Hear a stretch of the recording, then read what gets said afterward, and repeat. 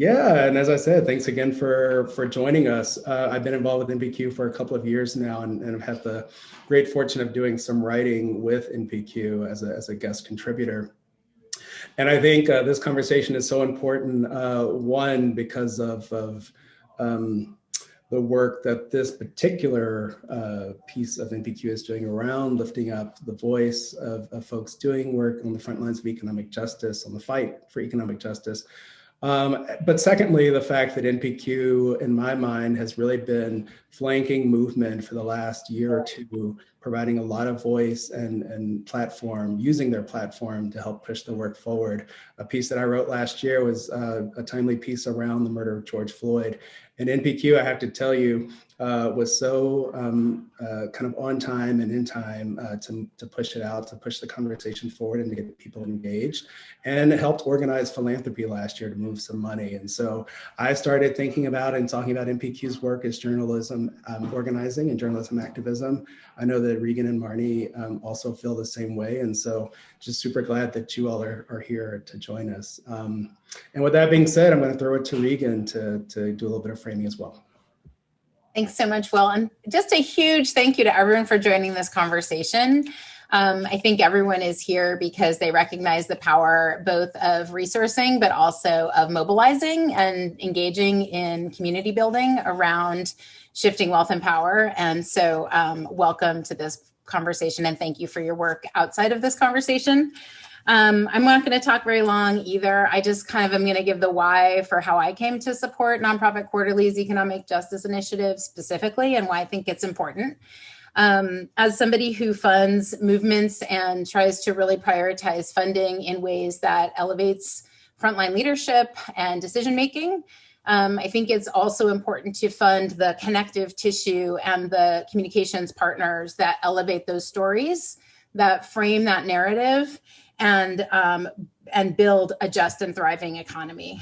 So I go to NPQ for deep conversations about reparations, as an example from this week, cooperative ownership, the successes and the challenges, movement building, racial justice, and Cindy will talk later about more of the overarching themes that Nonprofit Quarterly is really elevating. And I just feel like the economic justice work inside of Nonprofit Quarterly is very intentionally highlighting the synergies and the connected narrative around many areas of work. So it's never just about the economy, it's about how the economy sits inside these broader social systems. And I think that's just super important right now.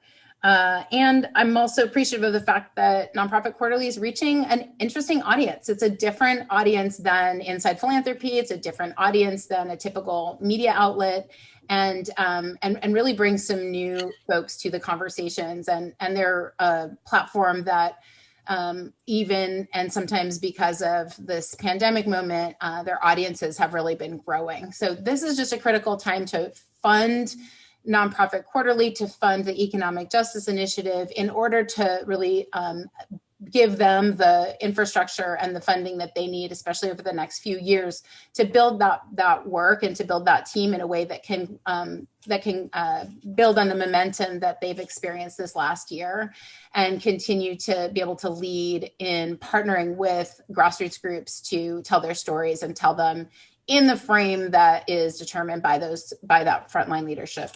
And I love, Will gave us the term journalistic organizing, and I think that's really describes why I came to Nonprofit Quarterly as a funding partner, and really explains why I was willing, when Marnie asked to join her in hosting this call, it was an easy yes, because I'm trying to also manifest that learning in my life as a funder, and to really work in community with all of you on this call, the folks at Nonprofit Quarterly, Nick and his team on the front line of their work. And it's fun. It's fun to do it together. It's fun to do it in community. So I will pass the mic to Marnie to give some examples and to share her story. Thanks so much for being here. Oh, Regan, thanks for that opening. And I want to also say thank you to everybody who took time today to hang out with us on this topic of economic justice and the role of something like NPQ in that. I thought it would be useful if I would tell you about the way that I had personally connected with NPQ and the difference that it's made to me in my work as an organizer and as a funder. So back in the aughts, Ed Whitfield and I launched something called the Fund for Democratic Communities. And prior to that, we deliberately led our grassroots political lives well outside of the nonprofit industrial complex. So when we started this nonprofit foundation, we needed a whole lot of information and a whole new network to teach us how to do the administrative side of a nonprofit. And that's how we stumbled onto NPQ. And the first use of my connection to NPQ, that's what I was getting from our membership. Lots of information about things like QuickBooks in a nonprofit setting and grant making best practices and working with a board and stuff like that. But once I subscribed to the daily newsfeed, I started reading more and more stories that were articulating a really radical vision for society. And furthermore, they were acting like the nonprofit world was supposed to be part of building that vision. And frankly, that surprised me because big swaths of the nonprofit support system seemed to be so studiously focused on not expressing anything more radical than charity is good and we should help people. I started seeing articles by and about the movement leaders that I was most wanting to get connected to, people like Nick, for example, articles about the economic justice and racial justice ideas and campaigns that F40C was helping to grow. And when Steve joined the staff at NPQ and NPQ's Economic Justice Initiative got kicked off, the quantity and the quality of the economic justice thinking that could be found at NPQ speeded up dramatically. I also noticed the same for NPQ's racial justice content as well when Cindy came on board. So our work at F40C was heavily focused on racial and economic justice by the mechanism of broadening ownership and control of the economy. And it was pretty common that I would send articles published by NPQ to our audiences to help explain or give credibility to the ideas and the projects that we were working on. And we really benefited big time from our connection to NPQ when one of our flagship projects, it was a project that we put over 8 years and over $1 million into, the Renaissance Community Cooperative grocery store right here in Greensboro, North Carolina. That store failed. So failure sucks big time, but NPQ helped us and the wider food justice movement by giving us a platform to tell the story of the RCC, so that all the lessons that we all had learned the hard way could be passed on to those who will be carrying the work forward. NPQ convened a widely attended webinar and then published our lengthy postmortem in which we were able to detail all the things we did right and all the things we did wrong. And today, people are still downloading that article. Its lessons are still being brought to bear in dozens of working class and poor communities where people are figuring out how to build community-owned grocery stores to solve a food security problem. Now we have the RCC gone, F40C is now gone, but thanks to NPQ, those lessons still keep getting promulgated. Now here's a key thing I want people to understand. I did not personally know, I know a lot of people, but I did not personally know the vast majority of the hundreds of people who attended that webinar or the thousands more who have since downloaded that article. And that's because NPQ has built a really big tent that includes lots of more mainstream people who work in nonprofits, people who need help on how to run their nonprofit, for example, and who had never before thought about community ownership of anything. So that's a key aspect of NPQ's power that I want to lift up. It's not preaching to the choir. It is building a congregation. And then it's preaching to that congregation some really powerful economic and racial justice ideas. So they're effectively bringing the nonprofit sector off the sidelines into the fight for our future. And I think that the Economic Justice Initiative is a key vehicle in the way that NPQ is doing that. And that's the story I wanted you all to know about why I'm on this call today. And I'm passing it to somebody. Wonderful. No, thank you, Marnie. That was perfect. Yeah, and so, well, two things. One, I feel like our next speaker really needs no introduction, but we are going to do one. Nick Tilson, who I've had the great fortune of getting to know over the last couple of years through official capacities and his role as president and CEO of Indian Collective. And, you know, frankly, Nick, I hear your voice coming out of my partner's office probably about once a week on Zoom calls. So I feel like I'm there with you. But the work that Nick Tilson, the Indian Collective, has been doing to build Indigenous power in this country is truly unparalleled. And there are connections between Indian and NPQ. And so I want to hand it to Steve Dubb, who's an editor with NPQ and who knows Nick as well, to introduce him. You're on mute, Steve. I will unmute now. So sure. Let's see. So I first got to meet Nick back in 2013 when he was the executive director of a group called Thunder Valley Community Development Corporation. And I was at the time working for the Democracy Collaborative and we got involved through the Northwest Area Foundation in a project called the Learning Action Lab for Community Wealth Building. And I once had a conversation with our program officer at Northwest Area Foundation, who was Justin Hinneman at the time. I jokingly and not jokingly said, our strength in this project, was our ignorance was our strength. The fact that we had never worked in Indian country as an organization, we didn't know just how big of a project we were taking on. But I feel like I learned more through that project than I gave. But I like to think that, but I know Nick tells me that community wealth building has become really central to their thinking and their work. So hopefully it's been a mutually supportive relationship. And I'm so honored to be able to give you the floor. And thanks for being here, Nick. Absolutely. Hamadakiapi, Nick Tilson, Amachiapi, Chantea Bashtena Petuzapalo. I get you in my Lakota language. I'm calling in from the Chesapa, the Black Hills out here in western South Dakota. And I immediately got comfortable on the call, saying Will, Steve, Marnie, Regan. There's a lot of faces that have been really supportive of the work that we've been doing here at Indian Collective. And so immediately you never know on these calls, who you're talking with. I was like, oh, there's good people on this call here. Funny story about Steve Dubb. He knows all about Indian humor now, because he got to be around a whole bunch of Indians for a whole cohort.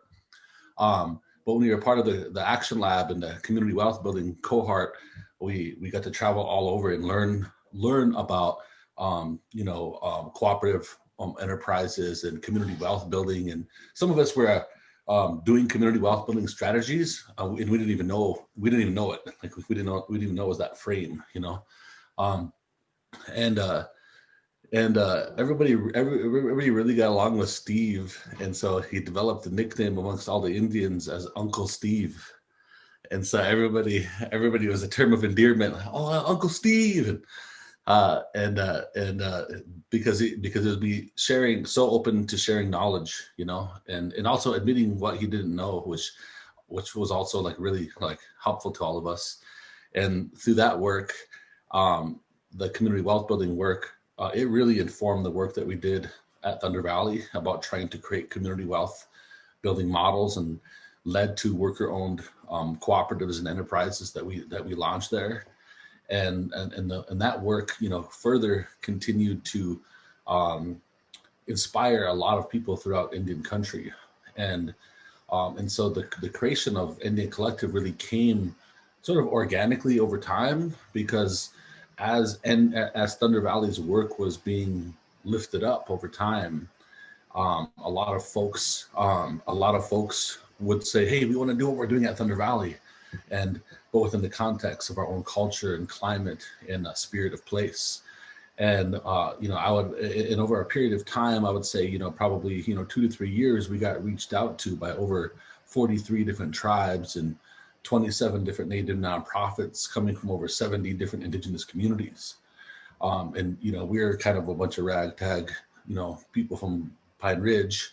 And I kept saying, oh, well, we're barely pulling this off, by the way, but we're willing to share whatever we can. And what I realized real quickly, in the work, was that it wasn't about repeating the model that we're doing at Thunder Valley. It was about changing the conditions in which Indigenous self-determination was supported. And so initially, whenever we were getting all of these calls, and we were like being, beginning to be successful. We also had funders who were like, trying to scare us with the big S word, scale, this thing's working, scale it up. And I was like, no, I want to dive deeper into community and not scale it at all.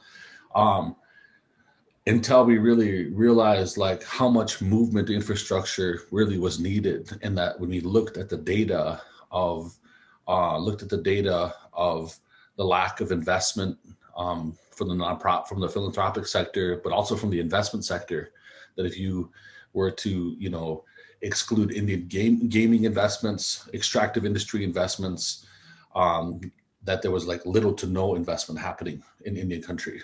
And one of the conclusions that we came with was that we believe that, white supremacy was alive and well in the field of investment and in the field of philanthropy, and that we wanted to build a movement infrastructure organization who can continue to be on the front lines and continue to organize in our communities, but also move resources and build permanent infrastructure to move these resources.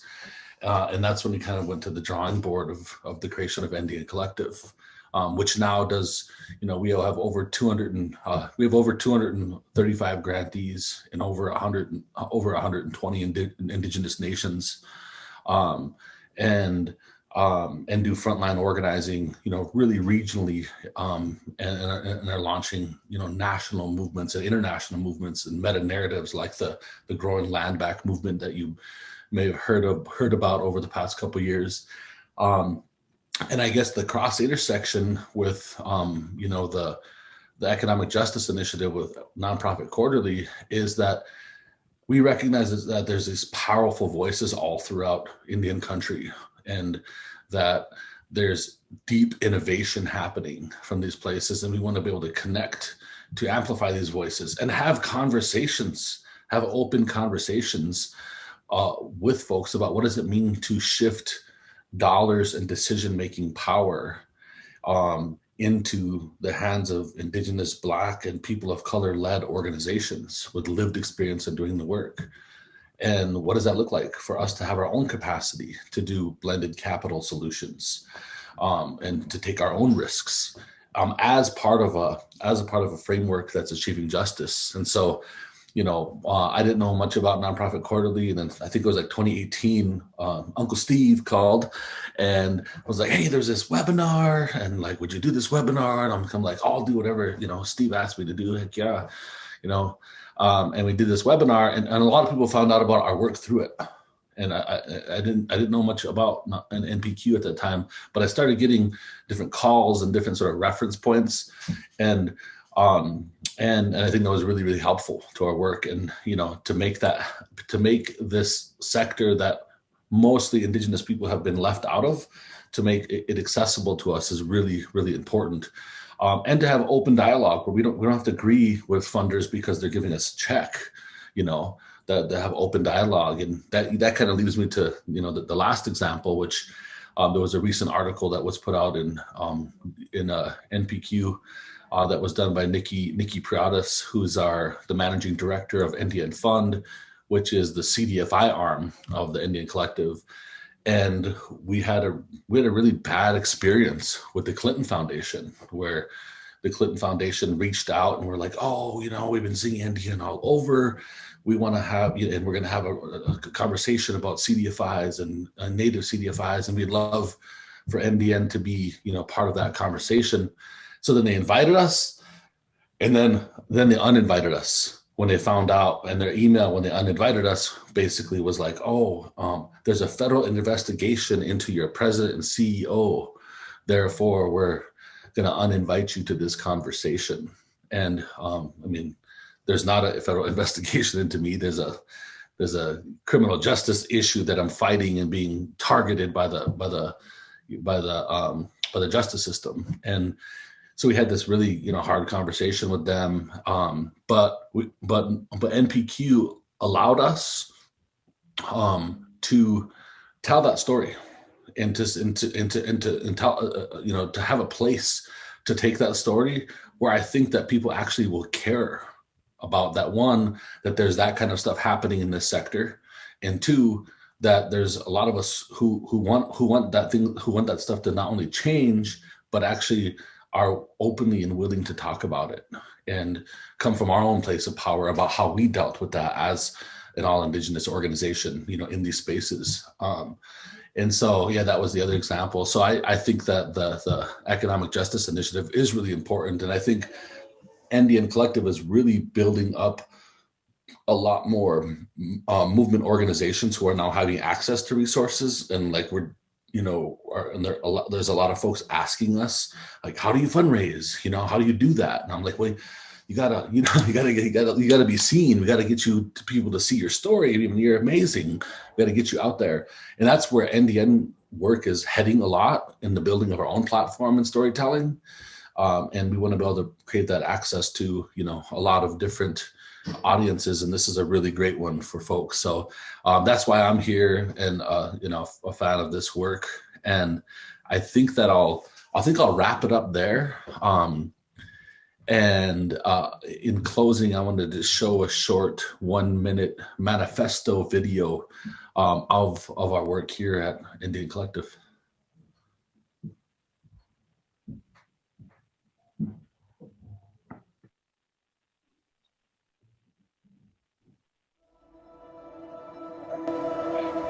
How long are you going to let other people decide the future for your children? Are you not warriors? We are unapologetically, unabashedly NDN. United like never before, we rise together, arm in arm, to equip all Indigenous people with the tools needed to become the architects of our future. Through a holistic approach to infrastructure, funding, capacity, movement building, and philanthropy, we are fostering a world of justice and equity for all people and the planet. If we want to transform the world, our vision has to be as great as the challenges we are faced with. It's not time to come from a place of fear. It's time to come from a place of power. Wonderful, man. Thank you so much, Nick. Beautiful. Beautiful. Thank you. So inspiring, the video, the work that you're doing, the infrastructure that you're building. And thank you for telling the story, talking about the importance of story and telling the story of how NPQ has really flanked Indian in its work and really kind of shown its flanking of movement work from a place of integrity, holding a lot of integrity and letting folks tell our stories. So much gratitude. There's going to be time for folks to ask Nick a couple of questions, but I would actually love to toss it to Steve and to Cindy to give us a bit more context as to what's happening at NPQ right now. Okay, well, I'll try not to say too much. You got the one pager. There'll be more information that will come to afterward. I will say, one of the best things about this job is actually being able to be in contact with people like Nick and so many others in the field. And, and this is at a time, when this work is so important. I'm sure you've seen the numbers, but just to put a point on it, unemployment for the bottom quartile of the US population is still over 20%. That's a Great Depression figure, even as the stock market is nearing 32,000. So, the disparities that we're talking about in terms of economic justice and the need for a different economic structure have never been more apparent. And, I come to this work. I've been involved in I first joined my first co-op when I was an undergraduate back in 1986. So I've been at this for a while, and co-ops were sort of what I did in my spare time while I was going to school, and then that became sort of my passion and career. So just a little bit of who I am and what I'm about. I came to NPQ in the fall of 2017, and with the goal to develop an economic justice program, but really with very little in terms of a plan or resources. So I had to sort of figure it out on the fly. We launched in the summer of 2018 with a magazine section and 4 articles. One of which was a piece I wrote on, why the economy is changing and so must we. We started the webinar series in the fall. I think Nick was on our second webinar of the Remaking the Economy series. We've now done almost 24 webinars in that series, bringing more than 60 leaders of color to a national audience. We've published more than 100 different feature-length articles on economic justice. We developed an economic justice section of the website. And we started doing these, I guess we'll call it sort of like this event, only not a funder briefing, but actual discussions, small group discussions around economic justice. And Marnie was at one of those. Really trying to be a space for convening, for conversation, for imagining an economy that supports the planet, supports racial justice, supports economic justice. And we've done this all on sort of a shoestring budget, and you'll get more information afterwards about the specifics, but we're looking to raise $750,000 over 3 years. That's $250,000 a year. Fairly modest, but and we've raised about a little over a third of that already, so we're getting there. What do we want to do? We want to be able to have a support staff person, so it's not the economic justice program is more than Steve, for sure. We need support for tech and building out some of those convening capacities. We look forward to developing, we've done a number of partnerships. We've done partnerships, obviously, with Nick, also with the First Nations Development Institute, with Frontline Solutions. We want to be developing more of these partnerships and having, being a platform for connecting movement leaders with the broader nonprofit community, and thereby, building the power and strength and connectivity of our movements. And I know so much of what is done in frontline organizing. You're often fighting against the media frames, and so how many times do organizations have to sort of deflect from Fox News and other forms of right-wing media that are so powerful in this country? I think with MPQ and economic justice, we're able to host conversations, amplify voices, and connect folks so they don't feel isolated, and can be therefore a critical boost to frontline organizing all across the United States and beyond. So that's a brief vision on it, and I'll let Cindy talk a little bit about sort of how this fits into the broader scope of MPQ. But I'll just say, I'm really excited by Cindy's leadership and by the commitment that she's pushing us to really be fully in partnership with social movements as we move forward. Thank you, Steve. So I'll be brief because I want to get to your questions soon. I want to hear so much great stuff has already been shared. I think what I'll say quickly to give you a frame on MPQ, MPQ is probably almost 30 years old. I just became the second editor-in-chief and co-president at the turn of the year. And, when MPQ came into the field, thank you, its mission actually from the beginning was to serve and support civil society. And when it first formed, it was really oriented around the nonprofit sector, which made sense because at that time, that was the sector doing a lot of that work that was kind of outside of both government and private sector, and was kind of trying to meet people where they were in the field. But the last few years with, first I coming in as originally in 2017 as senior editor on racial justice, and then Steve coming in probably a few months after I as the economic justice senior editor, MPQ started to look at conversations that were stuck in the sector after decades of work in the field. And we first came on to really push those conversations and see what was going on. And those conversations grew quickly. When people saw us doing that work, that really targeted work with people in the field, we immediately were being asked to do more than just write, to convene, to create. Ultimately, what we were hearing from people in the field was that we served a critical sense-making capacity and a capacity building capacity for the field. People called us, and I started to realize right away that we had a particular perspective just from being a place that everyone called. We are the most read media in the sector by the most widespread part of the sector and outside of the sector. Increasingly, I get calls from Hollywood, from corporate.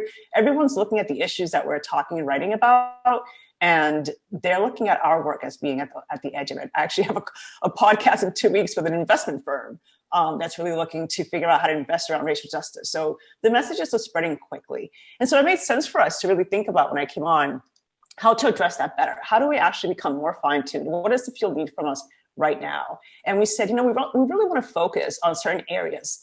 We decided to expand our justice areas from racial justice and economic justice to add climate justice and health justice this year. Those are the 4 areas that also were, Biden, when he first came in, talked about those as, the frame of most of the policies. It's what a lot of the movements have been fighting for. So we thought it made sense to expand and to actually bring in, other senior editors and other writers and other people to form communities around those topics. And we're learning quite a lot already. We've gotten commitments already. There's just so much eagerness to do what we're doing. And I think what's critical about us is that we bring ideas, people, and organizations together. And when we talk about organizations now, I'm thinking primarily of social movements, nonprofits, and philanthropy. And so, just taking those 3, and obviously there are many more levels of audience that we could be targeting. We have at least 7 that read NPQ, but if we just target those as sort of institutional kinds of groups, they don't know each other, even within a sector. A lot of folks know their network. They know their, even as wide as they can be, they oftentimes are really disconnected from other parts of that same sector or movement. And so we wanted to really focus so that we can build those connectivities and conversations between those parts of those fields. And then the other thing is that we started to realize that people came to us at different levels. And if we really wanted to really look at how do we develop more focused content, we could focus on 3 levels. We have people that come to us for fundamentals. They want to know, somebody is asking them to learn about something. They know they have to learn about something. They're just trying to get a sense of what's going on. We're a place that people often come to for that. The second is we have a lot of practitioners. We have people that are leading people in the field. They want to talk to each other. They want to meet other people. They want to meet the leading thinkers. They want to talk to them. And we also have people at the edge, people who are trying to create the next wave of whatever it is that the field is looking at. So as we went to this year, we're actually really fine-tuning and looking at how do we build for those levels and within those sort of justice areas across the parts of it that currently don't have a lot of shared narratives or what have you, practices, ways of being. I'll end with an example. Last year I got a lot of calls because of all the movements that were happening. I got a lot of calls from funders and people with a lot of money asking me whether I thought they should fund this or that set of groups. And we also got a lot of calls from people who were really upset that they were no longer getting money because all the money was going to other groups. And so we were seeing at NPQ that even how to give money was actually really challenging to people. And then a lot of people ended up with a lot of money. A lot of people ended up with no money. And the question that everyone was asking was, what are we building? Does anyone know what the vision is? Does anyone know? And I thought that was critical. And I thought that that's the space that we really need to step into more, and that we actually have the platform to do that. We have webinars, online learning events, interactive events, closed R&D spaces, podcasts. And we've built quite a lot that people don't know. So as we now bring it together around topic areas, we're using the platform all across and really giving a more curated experience for people in a justice area. And I'll end there. Thanks. Wonderful. Thank you so much, Cindy. Thank you, Uncle Steve. Yeah, we want to open it up for conversation, for questions, for Steve, for Cindy, for Nick. Please, the floor is open. And I see some things coming across the chat box, but if folks would also like to just shout it out, please feel free. Yeah, I wanted to say something just as what I've seen coming up too. What I've noticed with the work of Indian Collective is because some of the frontline activist and organizing and movement work that we're funding throughout Indian country, some of them have been super anti nonprofit sector because it's been one, like how the nonprofit sector can negatively impact movement work in general, but also to most Indian people, they're like, that's a system that I have never been a part of. Therefore, I don't trust it, and I don't want to be up in it. And so I think that there's a role too also that NPQ also plays to create a stage and a mic for folks who are brand new to the sector, because I'm excited about the innovation that can be there too. So yeah, I just wanted to put that out there too, because it also allows us to grab awesome articles to be like, oh no, you can actually challenge the sector that we're trying to make sure that it influences in a good way. So yeah, I just wanted to say it also becomes a tool for us to share articles to grantees, communities, and people that we're organizing with too. Absolutely. Can I say something to that? I think one thing to share is that those are our most read articles. People right now are not really looking to build awareness, but there's always that. But I think people are really looking to figure out how to do it. And whenever we publish articles, and they're more like cultural and how to, and just identities and how do you actually interact with people across difference and infrastructure support that work. Those are our top read articles. I think which shows you what the field is really hungry for. Really building capacity to do this work. Absolutely. Thank you. I do want to lift up Shayna's question in the chat box. Would love to learn more about the role of the advisory committee, how the committee is shaped and supports the program's vision, and do the other kind of issue areas across the journal have similar structures. I can share from my own personal experience. We're kind of a motley crew of practitioners and advocates and organizers and funders who have come together as a constellation to support this track of writing and thinking at NPQ.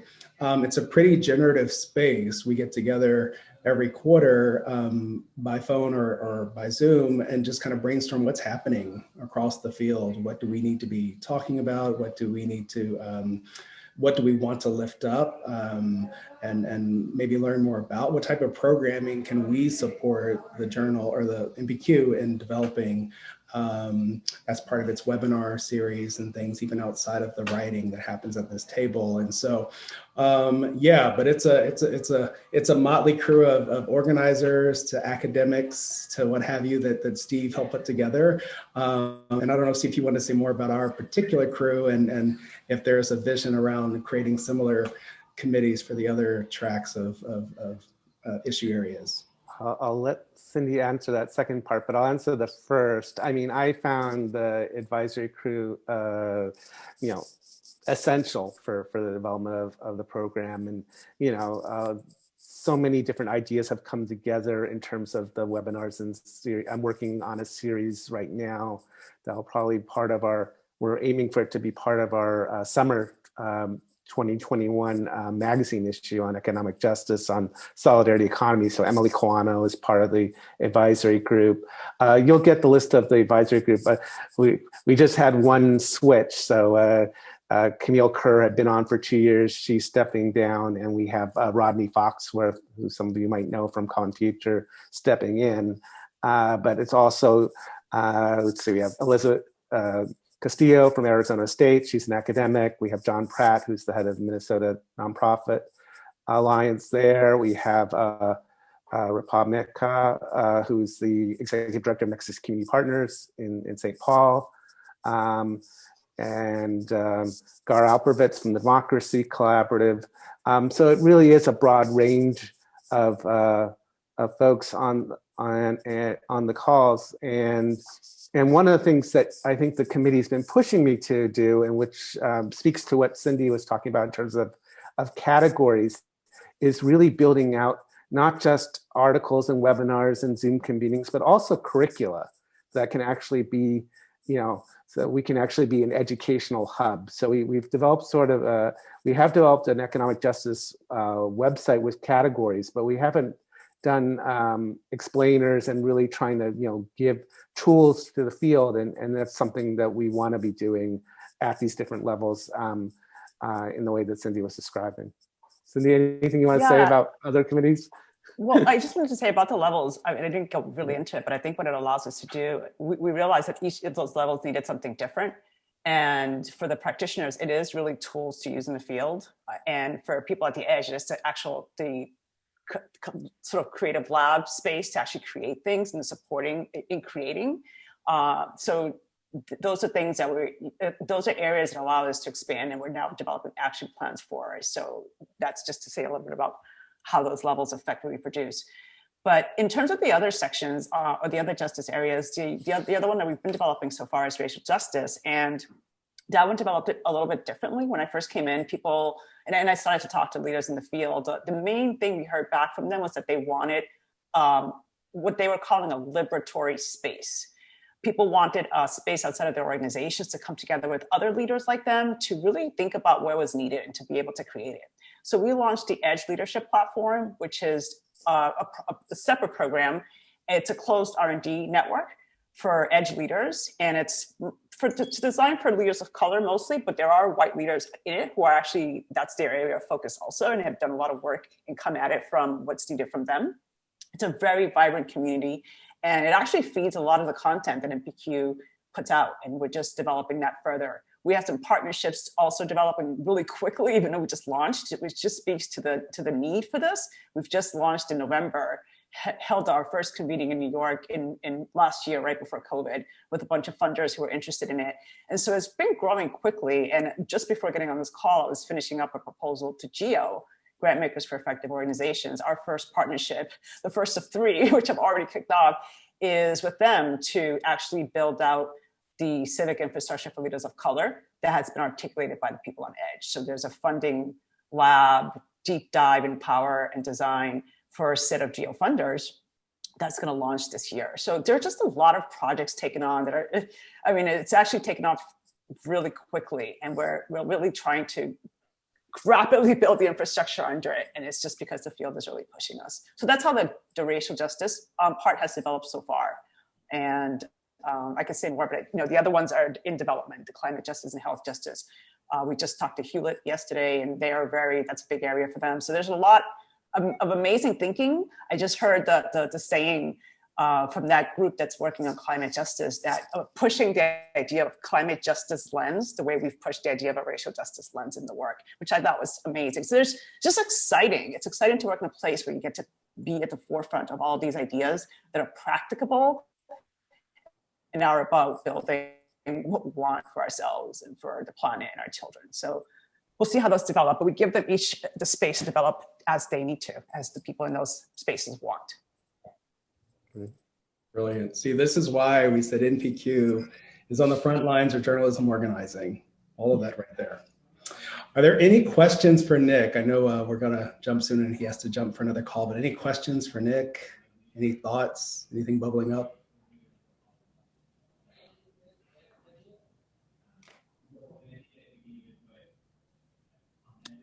Thank you and congratulations on your amazing work. Continue. Onward.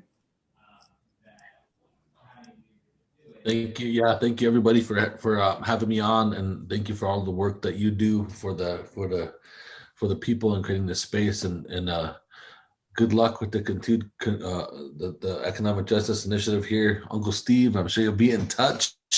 And I think that I have a lot of folks that would be great for you to both interview and talk with, and too. So we'll be in touch. Sounds good. Thanks so much, Nick. Good. Thanks, Nick. Yeah. All right. Take care. Bye, Nick. Thank you. Any other questions, thoughts before we go? Reflections?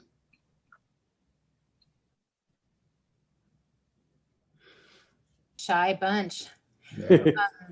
I just, I'll just offer while people are thinking of maybe last questions, the value that I have experienced in terms of this idea that Cindy was just elevating of following and lead, like finding, I think this initiative speaks to me because there is a deep respect for frontline expertise and knowledge and a not a claiming of that narrative, which I feel like is so common in philanthropy and in white-led initiatives. This idea of like, oh, this either making it more palatable or claiming it as your own. And I just think this, Will again named it really perfectly. The idea of journalistic organizing is more than just who gets a seat at the table. It's it's a deeper philosophical alignment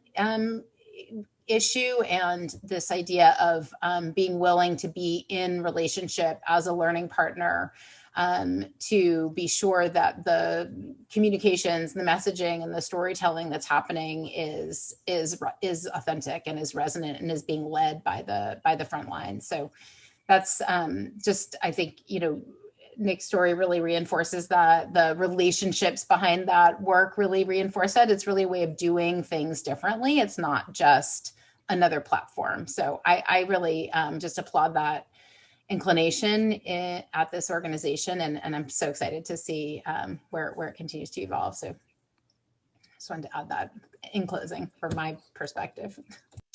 I'd like to add to that, Regan, if I can. I think to highlight from what you're saying, one of the core requests that we've gotten from leaders in the field is that they want to be able to create knowledge and to have that knowledge be seen and respected, and for it to lead and shape the work and for it to be resourced. And so I think that's at the core of how we think of knowledge at NPQ. It's not neutral. It's not, it's very embedded with politics and identity and who gets to be, and whenever we talk to leaders of color, just one article or one webinar, I don't think there's anyone who we've had who doesn't tell me that within the next week, they're getting called by so many people, CNN, because they're suddenly seen differently, and it shocks them. I just had the president of GEO tell me that. He said, I did one webinar with you guys, and within a week I had like 30 invitations. It would have taken years to build up that kind of credibility. So it actually, there's a lot behind that. There's a lot of value in who we highlight as knowledge creators. Great, thank you. Thank you. Well, thank you all so much for joining us this afternoon for what we hope will be a continued conversation and continued engagement. As you hear, there's lots happening at NPQ. We have new leadership, the second director, and I don't know how many years. Ever. Right. So much gratitude and much excitement for the work ahead. So a motley crew of us, myself, Marnie, Regan, and Steve will follow up with you all respectively and respectively with more information and ways to engage in the future here soon. So just much gratitude to you all, and have a great weekend. Thank you. Thanks. Thank you, everybody. Thanks, y'all. Thanks for coming. For those of you whose colleagues couldn't join, people are dropping off, but we did record, as you know, so we'll be sending that around as well, so you can share with your colleagues. Cool.